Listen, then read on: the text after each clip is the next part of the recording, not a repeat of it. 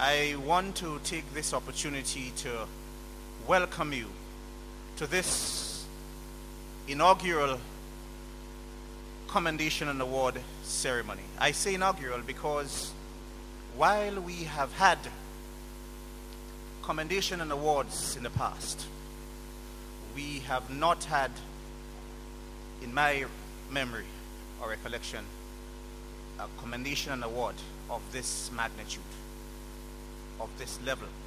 And so I will want to recognize this as an inaugural commendation and award of that level.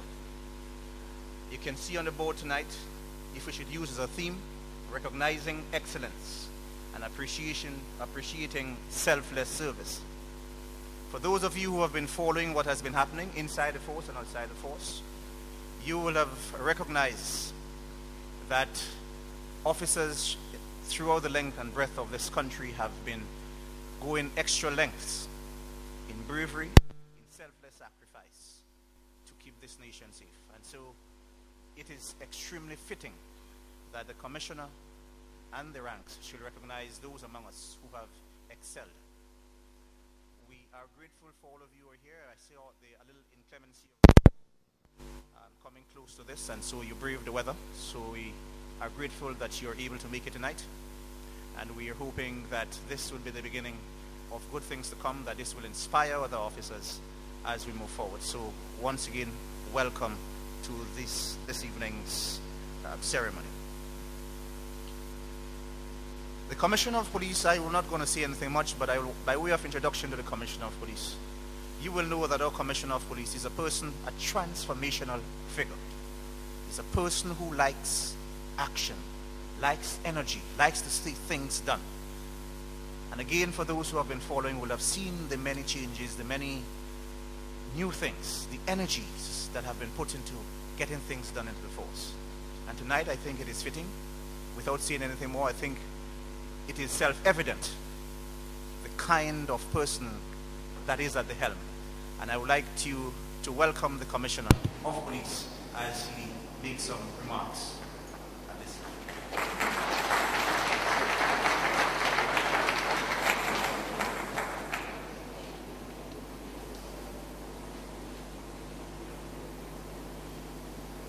Thank you, Mr. Master of Ceremony.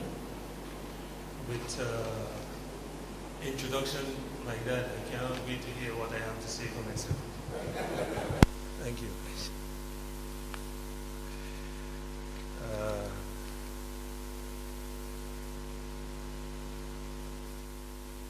Deputy Commissioner of Police, Mr. Charles and Mr. Redhead,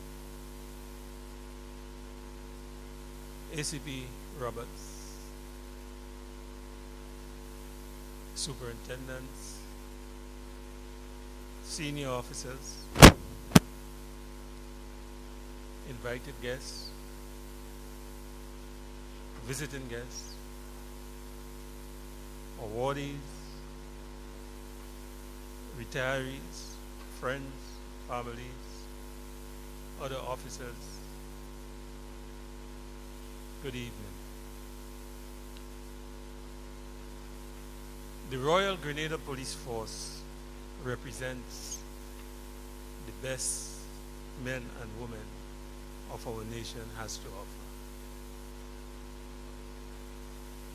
To be a police officer is to be a member of a proud organization with high morals and good ethical behavior. Because you are one of the few who steps forward with the courage and conviction to face whatever dangers await. Our country expects you to be ready, to leave the comfort of your homes and families, to leave them behind, and to work and produce in the face of adversity. As we come together in celebration to award those who stood out during the year, let this be a motivational tool to the others, of which quite a number of you could have been up here today. And to those who are awarded here this evening, you must know that it's because of the others you are a standout today. And I think it's because of the hard work of the force generally that we are in a position to award the outstanding ones. This evening we also extend our appreciation to the magnificent men and women who had served this wonderful organization willingly and selflessly for the better part of their lives.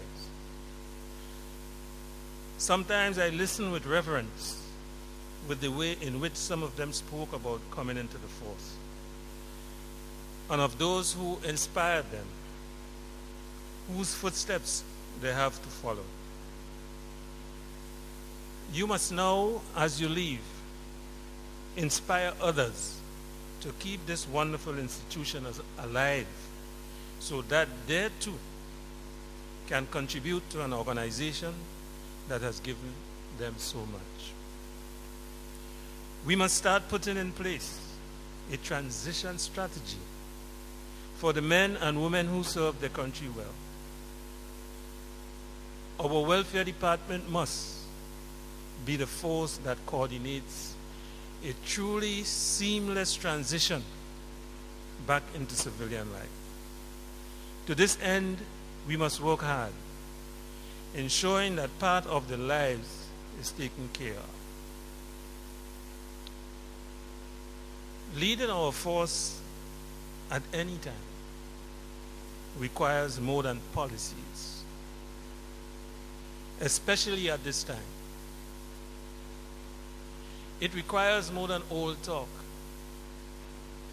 It requires more than writing on papers. This moment, it requires inspiration. It requires ideas.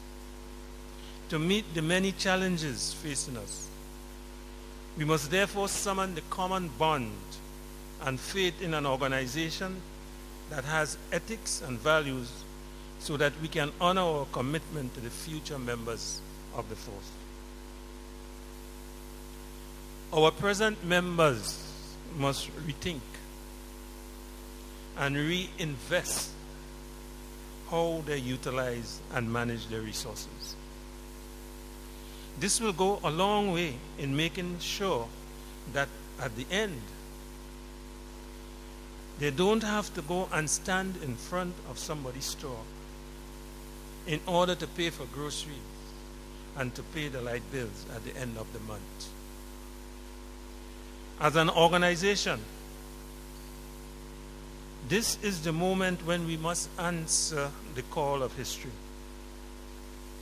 We cannot and must not allow another batch of retirees to go home without an endgame strategy.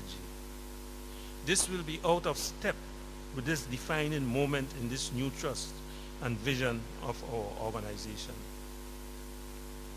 We have young officers among us who will be called upon to lead this organization someday. To those young officers, you must not allow political loyalty to be the stepping stone by which you are sent to the executive branch. It must be by your commitment, your ability and yearning for more and more education. It must be on merit. Today, I am sending young officers into the business world to learn the art of management. To those of you who don't understand that, the leaders of this organization tomorrow will be managers more than police officers. They have to understand the way how things goes.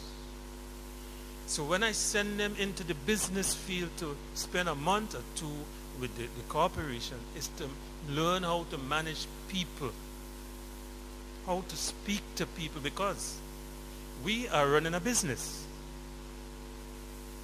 and we have to understand how to treat people. In today's world of computers, distance learning, any officer who has the will and want to move ahead can access a searchable database on the internet to gather such information that he or she can build on. Right now, our force has many positives. As we continue to build on those positives, it's not by chance that today we are one of the safest destinations in this part of the hemisphere. It's because of the work that we are doing, and for this we have to be careful. The point I'm making here is that we cannot allow ourselves to be corrupt on the inside and send our FIU on the outside to charge people for corruption.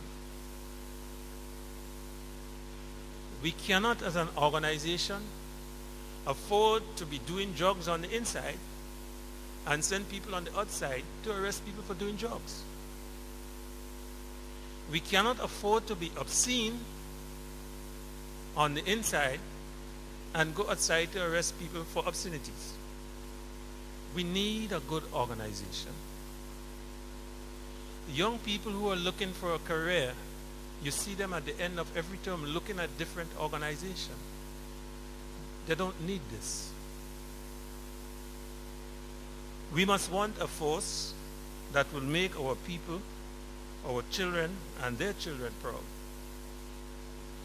For those who have served us before, to those who wear the uniform today, and to the families that give them the strength to continue day in, day out, day after day, I salute you. I wish you all a heartfelt, happy, and enjoyable ceremony.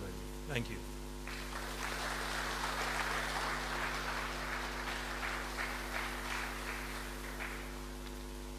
Well, it's good to applaud that speech.